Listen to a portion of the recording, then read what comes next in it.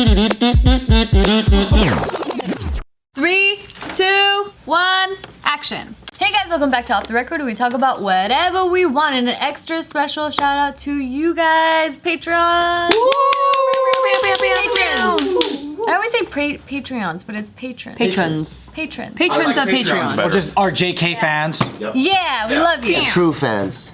So, the article, so you guys are filled in what just happened in this room. We just talked about the US and Iran, we talked about the real shit you don't get everywhere. Yeah, situation which Steve and Joe still felt like there's a lot more they want to share. So you guys get that content. Sure. And it also leads into a question from one of you guys that I wanted to ask you guys. So Chad O says, hello, this question is mainly for Joe and Steve, but also open to the room to answer. Where do you guys get your information on news around the world? There's a ton of bias in media, especially with the US elections coming up, and I wanted to ask you guys if you have recommendations for any reliable news sources, or if you have any strategies on how to analyze headlines/articles. P.S. Thank you for all the content you put out. They make my day so much better. Thank you, Chad. So most of my information comes from bogus documentaries. I'm just kidding. Most of it comes from interviews of people in that world that I can't get access to that information. Like so, for example, I was hearing about the China-U.S. Whole economic battle and everything. Yeah, based from a military official who's been the deepest in China-US relationships, and how he was explaining the dynamic and all that. I think just the insiders and hearing their interviews, you get more depth to it than news articles and things like that. Well, news articles don't respect the American public to think that they should go deep about anything. Yeah, so even if it's from the Associated Press, which is supposed to be credible news, and that's where everyone gets it, I don't usually get my information from there. So how do you find this? You gotta read between the lines, man. I mean, look, it's tough, right? Because I've been trained now doing this for 20 years. Since 9/11, I've been addicted to the news. And that night, I was just fucking zonked into the news. And I started to believe everything that the intelligence agencies were telling us. No matter what, I bought that probably they had weapons of mass destruction. I bought that maybe we should be there for that reason. But then it never added up, right? So the story never added up. So in 2005 and 2006, they found no weapons of mass destruction, and they're just like, oopsies. And then I'm supposed to just accept that and move on, but I never did. I thought, this is bullshit. How come nobody gets fired? How come nobody gets blamed for the failures of our intelligence community? And then I remember people at the time who were warning us about it. This guy named Scott Ritter, he was the UN's weapons inspector at the time. He was on every fucking cable news channel, and they gave him 30 seconds at a time or 3 minutes max, as opposed to 30 minutes for warmongers. And he was saying, this is all bullshit. Saddam has nothing. He's bluffing.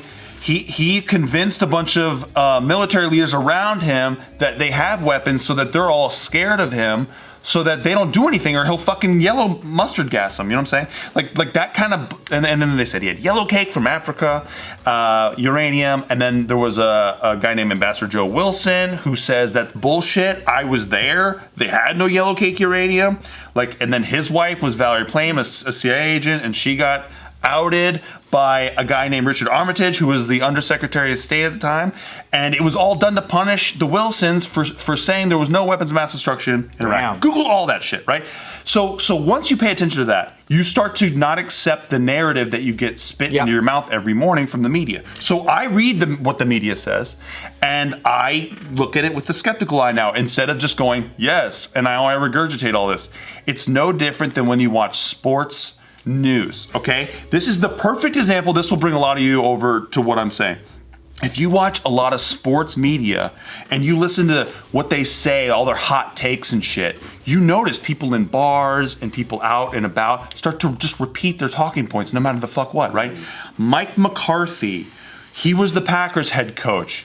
He wasn't that good a head coach, is what they say. He won a Super Bowl and all this shit. Sean Payton, he's a Saints coach. He's A brilliant coach. I heard all this the other night at a sports bar, okay? He's a brilliant coach. He has Drew Brees. They won a Super Bowl. They have identical fucking records. Everyone says how Sean Payton's a genius because of sports media. Everyone says how Mike McCarthy sucked and wasted Aaron Rodgers. Nobody says that the other guy wasted Drew Brees. It's the same exact shit as in our media, right? People just regurgitate the headline talking point bullshit and they don't even know what they're saying. So when you see the main headline, do you go and just do more research and then get the information yourself? And I try to listen to somebody from the left and somebody from the right. So I listen to what Ben Shapiro thinks about it on the neo-con right, and then I listen to Jimmy Dore, who is a Jagoff nightclub comedian, that's what he calls himself. But he's a leftist who is disappointed with the war factory and the neoliberal current way of things. Can I ask a question? Yes. How do you not get depressed knowing there's nothing you can do about any of it? Because I don't think that. I think that we can do things about it like what we're doing here, right? Same Just teaching for people me. to read between the lines. Like how, since I've been with you, you read between a lot of lines. No. I didn't even know the lines because to me, I always believe there's like a secret, but like, to me, I always look at human motivation, right? So humans are motivated by power and money. So to me, after you reach a certain point of wealth and power, where else is there to go but try to control the world? So I've always believed there's just like an underground belly of people controlling the world and everything else is up here. They're just pawns and it's all like an entertainment show.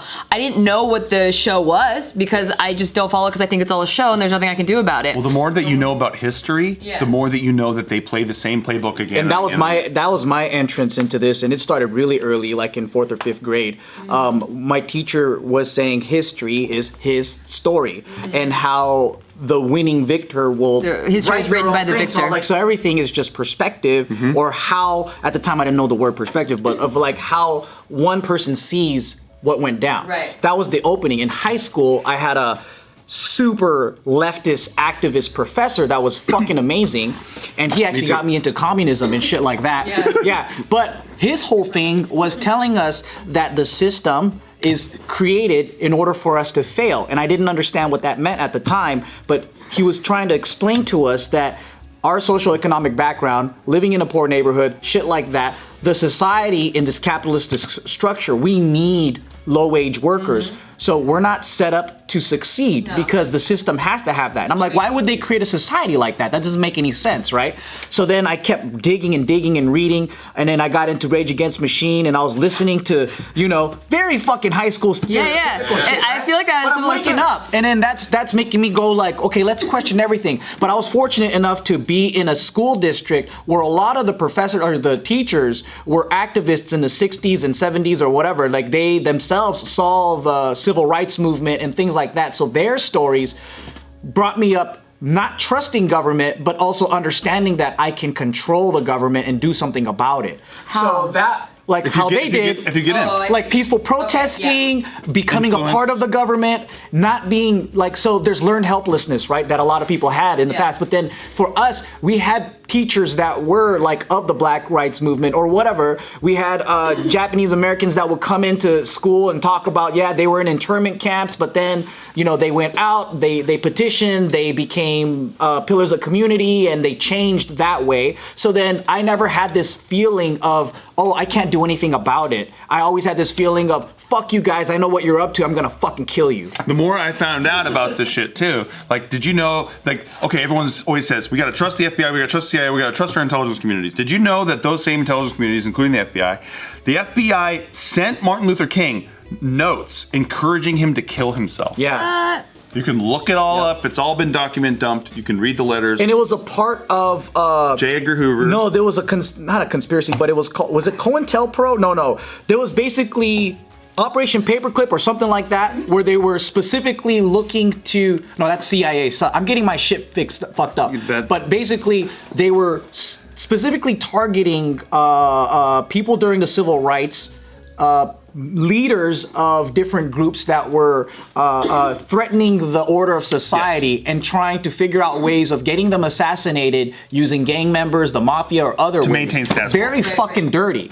Really fucking dirty tactics. And that was like people in the gay rights movement, the Black Americans, everything. So once you understand all that, you understand what they're capable of, and you don't forget, right? That's the idea. But what we think is, that's in the past. That's the thing is that playbook, people don't realize that Game of Thrones is happening today. Yeah. Yes. But when you talk about that, look at Epstein. It scares the fuck out of people. I think to me, so I didn't feel helplessness, but I felt like, well, there's nothing I can do because I don't have that rage of like, I'm gonna kill them, I'm gonna do something about it. To me, it's like, well, they're way stronger than me. I don't feel helpless, but I feel like I can only affect this part of like whatever I can affect in my life. So I just try to be a good human and have perspective and take, a neutral stance and listen to all points of views of things, and then, like share that with this area that I can affect, since I can't affect a mass amount of people. But I also think that whatever they do, it doesn't affect me directly, so it's not scary. So think about it. We've been in all these wars, we've been in all this corruption, but has it really affected you personally? No, exactly. So it's that's like we still have love lives, we still fucking party, we still enjoy. Yeah. Like, so that's where in my head I'm like, it's not that, like, people are gonna fucking hate me for this, but it's like, it's not that big of a deal. It's not a threat. It's entertaining, but also I feel like it makes me feel like I gotta do something about it. So it's very different from kill them. He's talking about killing their ideas. He's not talking about hurting murdering them. Yeah. I mean, that can be taken out of context. No, I just want to clarify. Yeah, but exactly. But that motivates me to be like, one day I want to be in that circle, and I want to know the real truth, and maybe I can do something about it at that point. And also, in addition to this, real quick, just talk about some more of reading between the lines, right? So something that the media always says is Trump lies. They say Trump lies every single day, right? And he does. Everybody lies. Everybody lies, but real quick, they never talk about what he lies about that's actually interesting or impactful or actually devastating, right? So Trump just lied yesterday. He gave a speech talking about the Iran situation. It was like 9.5 minutes. And he says in the speech, and nobody fucking gives a fuck about this, he says Soleimani was helping to prop up ISIS. Now, that is impossible. Soleimani is a Shiite. Soleimani, and Shiites and Sunnis are different warring factions in Iraq, literally at times, and they just have different ideas. So why would he prop up the enemy? He wouldn't, and that's what I'm saying. He fought ISIS, so the idea that he did that is insane. But Trump let that slip, right? Trump, because he doesn't really know. I don't think he really knows the entire thing. I think that, like all presidents, they get briefed, and then they have people around them who tell them what's going on, and then they just go, "Mr. President, would you like to make a decision on this?" And then they treat them like they have decisions to make, right? But they basically lie on the table with options that they're all fine with. So A, B, C, or D, multiple choice. We don't care what you pick. You pick either any one of them. We won't even look. And they don't care, right? Because they already determined that those are the options. Yeah. The options that are off the table is shit like, what we're actually doing. Like, we're never going to leave the war. That's not an option on the table, right? And if we start to, well, then guess what? We're going to create unrest in that area using the intelligence assets that we already have there. You can continue to stay. So we never leave. And if we leave, then you look weak. And that's what happened to Obama, right? He said, we're leaving Iraq. Guess what happened? Sectarian violence started to flare up in the region, and then we ended up reinserting troops immediately. So Obama says we're doing a forced withdrawal. He gives a big speech about it, and then we're right back in fucking 2 days. Teacher, I have a question. Please. So, you know how in the previous video we were talking about like the reason why they want Iraq is because of the oil and everything? Mm-hmm. How much longer is oil gonna be something to be coveted for? How long have we had a base in South Korea? It's not just oil. It's about American positioning in the global. So here's the thing: is the way the military-industrial complex works, right? Is if we're in war, we get money. They get money. So like, let's say you're the Marines, right? You need to have your soldiers in Iraq.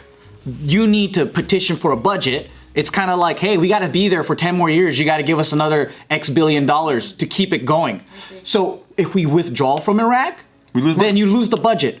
You don't need it for that anymore. By the way, so it's not just about oil. The same Democrats who are saying that Trump just violated his powers as president, it's all political theater.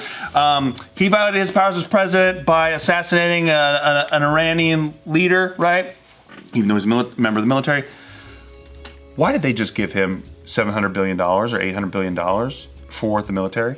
They just did it fucking 2 weeks ago. Now, they have the power of the purse as enumerated in the Constitution. They can actually control the money flow to what we do in the Middle East or elsewhere for wars. They didn't do shit about where they could actually impact it. Now they're just doing a bunch of theater about the War Powers Resolution and stuff. Yeah. They don't give a fuck about that stuff. It's all theater for the night programs and for the newspapers. It's not reality. If they cared about reality, they wouldn't even fund the wars. Yeah. But they do. They can't wait It goes back to they just train American people in the education system to just absorb the information and not question it, to be good employees and be distracted. And we don't know anything about international affairs. Right. That's the biggest thing is when I travel, everyone knows everything about us, our politics. We don't know shit about, we don't even know shit about our neighbors. We don't know any or even state other history states. outside. Yeah. Exactly, right? So that I think is specifically done to keep us ignorant about the outside world, and we don't feel any feelings when people outside of the US die. If we were to dump a bunch of money in the inner cities, it's their worst nightmare. Right? I mean, honestly. Right. They need to keep that money filtering into Baghdad and all these places. And that's why they were trying to stop the civil rights movement. Damn fucking straight. Damn fucking straight. And that's why there's still a lot of opposition to a lot of that, right? Right. Like the idea is that, okay, cool. So we'll control poor minorities in a different way now. If they're gonna now have these rights, okay, fine. We'll put a bunch of drugs in those neighborhoods. Yeah. Here's a sick workaround, right? We'll economically drive them into the dumps, and then we can still control them, and they'll still vote the way we want to. Incarcerate all of the fathers so they can't grow up. Destroy their community, basically. Yeah. I mean, it's pretty sick. And so once you figure that out and it's out in the open, it gives them less power. And maybe it will empower the community to know, hey, I know what you're up to. You can't do that anymore. This reminds me of Bug's Life. Okay, I sound really stupid, but Bug's Life. No, in It was a cute movie. Yeah. Very cute. No, I in didn't Bug's see it. Life, like the ants didn't realize how much power they had over the grasshoppers, and once they realized that, they took usually them the case. down. And but yeah, I think overall, like where I get my information is you're able to connect the dots. Like so recently, so here's the thing, right? You know how the Vietnam War, we kind of demonize Ho Chi Minh and we hate communism. That's the script, right? Mm-hmm. But for me, I personally cannot hate an idea. That's like hating like Buddhism or hating a religion because that's just a way of life and that's just a way of thinking. But ultimately, when it comes down to it, we had a different viewpoint.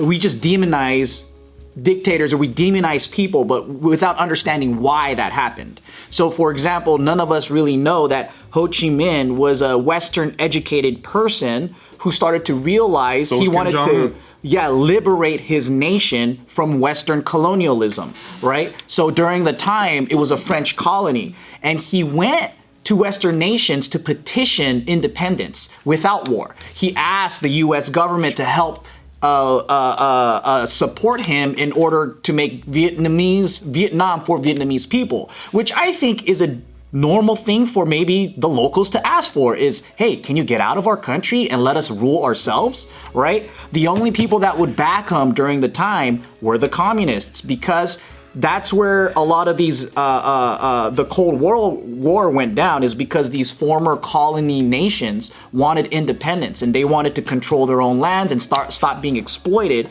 The only people that would back them were the communists. And why is Che Guevara a Cuban hero? Right. Why is he a U.S. enemy? That's the whole story that we're told, right? Is communism wrong? We're there liberating people. Yes. But what it really was freedom is fighters. there's these nations that are all in cahoots with each other, right? So France and the U.S., they're homies. So why would the U.S. go against their friend? Because they're still profiting off of, Southeast Asia.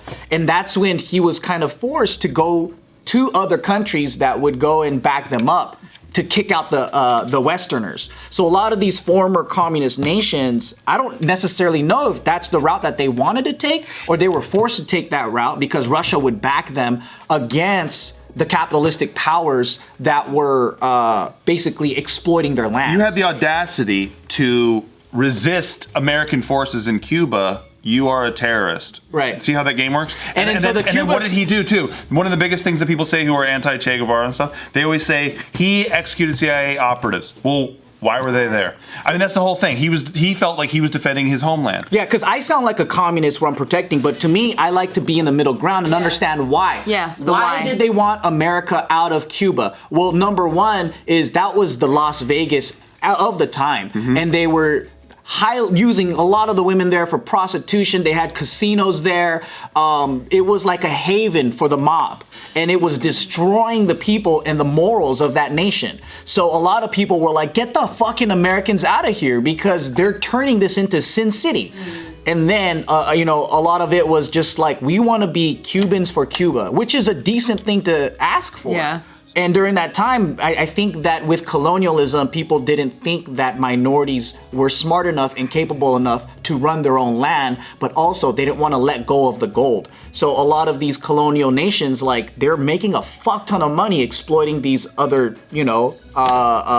nations. I mean, they're colonies at the time. They don't want to let that shit go. So I think it all boils down to money. It always goes down to money. And real quickly too, Cubans in South Florida who are watching this and going, "How dare you guys defend Castro?" Whatever. That's not really what we're doing. No. We're saying that we're not disagreeing that Castro treated his people like shit or anything like that. We're talking about how they had their sovereignty challenged by our Marines and they fought back, and we go, that's fucked up.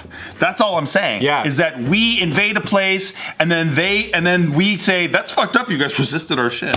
So that's the bullshit of how we do things. And that's why it's difficult, because there's so much emotions involved, right? Like, I probably will get hated for the Vietnamese conversation because there's so many people here that are Vietnamese refugees that went through so much trauma because of what Ho Chi Minh did. And he doesn't disagree with that trauma. And some people might even disagree. I mean, some people might say, why the fuck did he have to ask for independence anyway? We were doing well under French rule. So at the end of the day, this is all just a power game. It's a Game of Thrones, and I fucking love watching it that way. It just sucks that it's involving real human beings, real lives, real trauma, real fucked up shit. Real targeted assassinations, sometimes using your fucking car's automatic vehicle system. I mean, look it up, dude. There was a document done about that shit too. Yep. I feel powerless again.